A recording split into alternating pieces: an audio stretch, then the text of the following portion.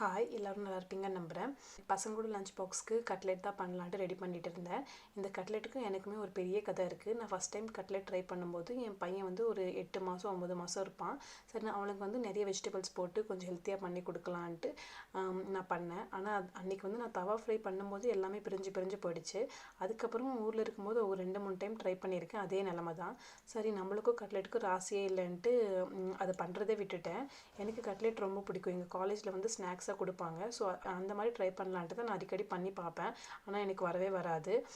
அப்புறம் இங்கே வந்தப்புறம் நான் வந்து நிறைய நாள் ஆயிடுச்சுல பண்ணி அப்படின்ட்டு ட்ரை பண்ணலான்ட்டு ஒரு நாள் சிக்கன் கட்லெட் பண்ணேன். ஆனால் அது வந்து அதிசயமாக நல்லா வந்தது. சரி, நம்மளுக்கு தான் கொஞ்சம் நான்வெஜ்ஜே நல்லா வருதே, இன்னும் வெஜ்ஜில் கட்லெட் பண்ணால் இன்னும் சூப்பராக வரும்னு ஒரு நம்பிக்கையில் பண்ணேன். ஆனால் அப்பயும் நிறைய டைம் சொதப்பல் தான் ஆச்சு. ஆனால் கட்லெட் பண்ணதுலேயே இந்த டைம் பண்ணது வந்து நல்லாவே வந்திருந்தது. டெக்ஸ்சரும் நல்லா இருந்துச்சு, டேஸ்ட்டும் நல்லா இருந்துச்சு. ஸோ நீங்கள் பண்ண ஏதாச்சும் ஒரு டிஷ்ஷில் நிறைய டைம் சொதப்பினாலும் நீங்கள் திரும்ப திரும்ப ட்ரை பண்ண டிஷ் என்னன்னு சொல்லுங்கள்.